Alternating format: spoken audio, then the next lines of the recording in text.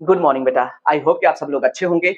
चलिए बेटा, आज की क्लास में हम फिर से डिस्कस करने वाले हैं एनसीईआरटी 10.2 का क्वेश्चन नंबर 13, जो कि बहुत ही इंपॉर्टेंट क्वेश्चन है। तो चलिए हम लोग क्वेश्चन की तरफ बढ़ते हैं और देखते हैं कि क्वेश्चन वाले ने हमसे क्या पूछा है और हम उसको कितने आसानी से प्रूव कर सकते हैं। देखिए, तो क्वेश्चन नंबर 13 ने हमको बोला है कि अगर किसी क्वाड्रिलेटरल के अंदर सर्कल सर्कमस्क्राइब है, यानी किसी क्वाड्रिलेटरल के अंदर कोई सर्कल सर्कमस्क्राइब है, तो अगर मैं उस क्वाड्रिलेटरल के अपोजिट साइड को, उस क्वाड्रिलेटरल की अपोजिट साइड को सेंटर से ऐसे ज्वाइन कर दूं, तो वो सर्कल के सेंटर पर सप्लीमेंट्री एंगल फॉर्म करेंगे।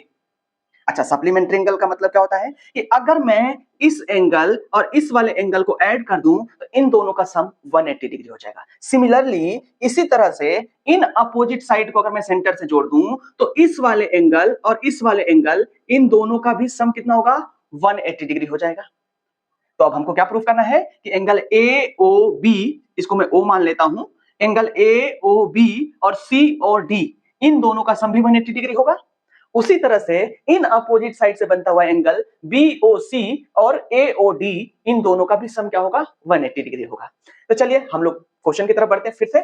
और पहला स्टेप हम लोग क्या करने वाले हैं, देखिए बेटा, जब भी प्रूविंग का क्वेश्चन आता है ना, तो आप लोग स्टेप पे ज्यादा फोकस करा करिए कि हम कौन सा स्टेप फॉलो कर रहे हैं। तो स्टेप क्या फॉलो करने वाले हैं, तो पहले स्टेप में हम क्या करेंगे बेटा, ये जो सेंटर है सर्कल का, उससे हम जितनी भी ये टेंजेंट लाइन है उनको हम ज्वाइन करेंगे। तो देखिए जरा, हम सबसे पहले इससे इसको ज्वाइन कर देंगे और इस पॉइंट का नाम दे देंगे P, क्योंकि ये टेंजेंट है।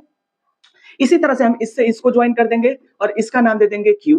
सिमिलरली इसी तरह से हम इसको भी ज्वाइन करेंगे और इसका नाम दे देंगे R, और इसी तरह से इसको भी ज्वाइन करके नाम दे देंगे S। पहला स्टेप आई होप कि आप लोगों को समझ में आ गया होगा। अब दूसरे स्टेप में क्या करना है बेटा, बहुत ध्यान से जरा समझिएगा, मैं कलर चेंज करूंगा हर एक एंगल के लिए। देखिए जरा, हम क्या करेंगे, इस वाले एंगल को 1 मान लेंगे और इस वाले एंगल को 2 मान लेंगे। इसी तरह से हम इस वाले एंगल को 3 मान लेंगे और इस वाले एंगल को 4 मान लेंगे। ऐसे ही आगे की तरफ बढ़ते रहेंगे और इस वाले एंगल को हम 5 मानेंगे और इस वाले एंगल को 6 मानेंगे।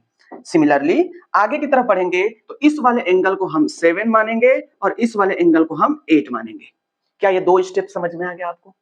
अब बढ़ते हैं तीसरे स्टेप में। तीसरा स्टेप बिल्कुल क्वेश्चन नंबर 9 की तरह है। हम क्या करने वाले हैं, इसमें से कोई दो ट्रायंगल सेलेक्ट करेंगे और उनको हम लोग क्या प्रूफ कर देंगे, कॉन्ग्रुएंस प्रूफ कर देंगे। लेकिन ध्यान रहे, वो दोनों जो ट्रायंगल होने चाहिए एक ही एक्सटर्नल कॉमन पॉइंट से बनता हुआ होना चाहिए। एक ही एक्सटर्नल पॉइंट से क्या मतलब, जैसे कि अगर मैं बी को पकड़ लूं यहां पर, तो बी एक एक्सटर्नल पॉइंट है और देख रहे हैं कि इससे एक ट्रायंगल बन रहा है BQO और एक ट्रायंगल बन रहा है BPO। तो हम इन्हीं दो ट्रायंगल को ले लेंगे और इन दोनों ट्रायंगल को क्या प्रूफ कर देंगे, कॉन्ग्रुएंस प्रूफ कर देंगे। तो चलिए अब आगे की तरफ बढ़ते हैं बेटा। तो हम सबसे पहले ले लेंगे इन ट्रायंगल कौन सा, BQO, BQO एंड ट्रायंगल दूसरा कौन सा लेने वाले बेटा, BPO, BPO। और अब हम इनको करने वाले हैं कॉन्ग्रुएंस। अच्छा, कॉन्ग्रुएंस करने के लिए हमें क्या करना होगा बेटा, कुछ कॉन्ग्रुएंस प्रॉपर्टीज लगानी पड़ेगी। तो हम सबसे पहले क्या करने वाले हैं, इसके वो साइड ढूंढेंगे, वो एंगल ढूंढेंगे जो कि हमारी हेल्प करेंगे कॉन्ग्रुएंस प्रूफ करने में। तो हम देख रहे हैं कि इसमें बी एक्सटर्नल पॉइंट है, तो उससे खींचे गए टेंजेंट BQ और BP की लेंथ इक्वल होगी। तो पहला पॉइंट तो हमको यहीं से मिल गया। क्या हम लिखेंगे, BP जो है इक्वल है BQ के, और रीजन क्या दे देंगे, common tangent drawn from an external point, tangent drawn from an external point. अच्छा, दूसरी चीज हम खोजने चलते हैं। तो देख रहे हैं बेटा कि ये जो साइड है, ये OB दोनों ट्रायंगल में आ रहा है, तो हम क्या करेंगे, इसको OB इक्वल OB, और ये दोनं कैसे हैं, कॉमन साइड है। तीसरा अगर हम ढूंढेंगे बेटा इसमें, तो तीसरी चीज जरा देखिए, जरा टेंजेंट को देखिए। अगर मैं ये देखूं कि OQ और OP, ये जो दो लाइन है जो टेंजेंट से जाके मिल रही हैं, तो ये दोनों भी तो इक्वल है। तो हमारा क्या है, OP इक्वल है OQ के, क्योंकि ये दोनों सर्कल की क्या है, रेडियाई है। तो इस तरह से हमको तीन चीजें मिल गई, जिसके बेस पर हम ये कह सकते हैं कि ये जो दोनों ट्रायंगल हैं वो क्या है, कॉन्ग्रुएंस है। तो इसलिए triangle BQP congruence triangle BPO, BQO sorry बेटा, यहां थोड़ी सी मुझसे गलती हो गई, यहां पर हमारा होगा BQO होगा। क्या होगा, BQO होगा, BQO। अब हमने ये दोनों ट्रायंगल कॉन्ग्रुएंस कर दिए तो हमको रीजन देना पड़ेगा। तो रीजन हमारे पास है बेटा SSS, क्योंकि ये भी हमारा साइड है, ये भी हमारा साइड है और ये भी हमारा साइड है। आई होप कि ये दूसरा स्टेप भी समझ में आ गया। अगर ये दूसरा स्टेप समझ में आ गया तो आप लोग जानते हैं बेटा कि अगर दो ट्रायंगल हम कॉन्ग्रुएंस कर देते हैं तो CPCT corresponding part of congruent triangles are equal. तो उस हिसाब से एंगल 1 जो है वो एंगल 2 के इक्वल हो जाएगा। बोलिए जरा। तो इस हिसाब से हमारा एंगल 1 जो है वो इक्वल है एंगल 2 के, और रीजन क्या दे देंगे? बाई CPCT दे देंगे। बताइए जरा, अगर हमने जैसे इन दो ट्रायंगल को कॉन्ग्रुएंस प्रूफ किया है, क्या उसी तरह से बाकी इन दोनों को भी हम सब कर सकते हैं? तो हम सबको करने तो जाएंगे नहीं, क्योंकि टाइम बहुत ज्यादा लग जाएगा और इतनी की जरूरत है नहीं। तो हमें मैथ ने बड़ी एक अच्छी छूट दे रखी है कि हम यहाँ पर क्या लिख देंगे? Similarly angle 3 equal angle 4, angle 5 equal angle 6, angle 7 equal angle 8, और रीजन क्या दे देंगे? By CPCT। भाई जैसे हमने इन दो ट्रायंगलों को किया है वैसे उसको भी कर दिया, मान ले भाई, मानना पड़ेगा। अच्छा, अब हम लोग क्या करने वाले हैं बेटा? नेक्स्ट स्टेप में इन सभी एंगल को ऐड कर दीजिए।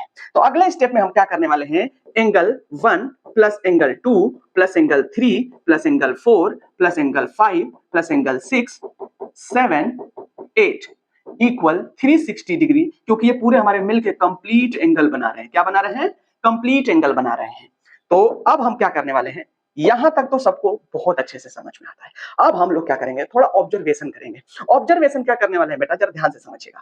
अगर मैं कहूं कि हमें एंगल AOB बनाना है, ध्यान से सुनिएगा, फिर से मैं रिपीट करता हूं, एंगल AOB बनाना है, तो इस एंगल के अंडर में कौन कौन से एंगल आ रहे हैं? तो एंगल 2 आ रहा है और एंगल 8 आ रहा है। इसी तरह से देखिए AOB के साथ कौन सा लगा है?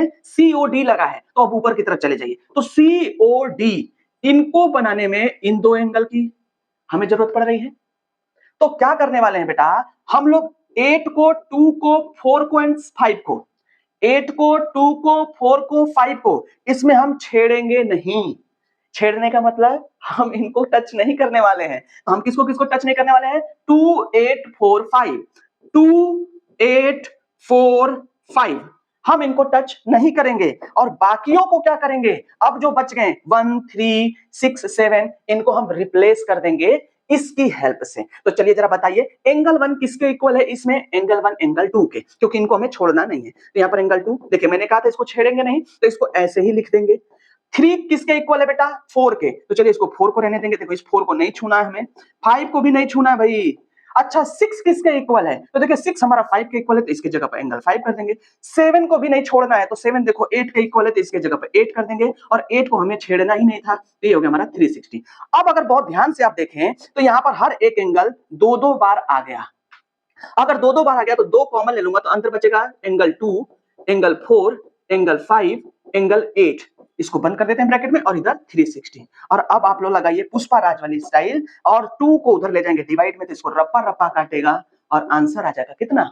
180 डिग्री। और अभी यही नहीं, और सुनिए, क्या सुनना है? ध्यान से समझिए। अगर मैं 2 और 8 को ऐड कर दूं इसमें, 2 और एंगल 8 को, तो बताइए ये दोनों मिलकर हमारा AOB बनाएंगे क्या? और इसी तरह से 4 और 5 को ऐड कर दूं, तो बताइए एंगल COD बनाएंगे क्या? और इन दोनों का सम कितना आया बबुआ? 180 डिग्री आया। तो आई होप कि आपको समझ में आया होगा कि कैसे हम लोगों ने बड़े आसानी लॉजिक लगा करके इसको हमने प्रूव कर दिया। अब सिमिलरली आप लोग क्या करने वाले हैं? अगर हमें BOC को और DOA को ऐड करके 180 डिग्री प्रूफ करना है, तो अब की बार भैया इनको नहीं छेड़ेंगे, 1 को, 3 को, 6 को, 7 को इसलिए नहीं छेड़ेंगे क्योंकि इन दोनों को बनने में देखो ये हमारी हेल्प कर रहे हैं। तो हम इस बार इनको नहीं छेड़ेंगे और बाकियों को छोड़ेंगे नहीं, और जैसे इसमें रिप्लेस किया था वैसे इनके लिए भी रिप्लेस कर देंगे, और उसी तरह से हमारा दूसरा भी प्रूव हो जाएगा। और अगर आप नहीं करना चाहेंगे तो एग्जाम में लिख लीजिएगा सिमिलरली, और एग्जामिनर आपको पूरे पूरे नंबर दे देगा। तो आई होप कि आपको ये समझ में आया होगा। चलिए बेटा, नेक्स्ट क्लास में मिलते हैं ऐसे ही एक बहुत ही इंपॉर्टेंट क्वेश्चन के साथ। तब तक के लिए बाय बाय।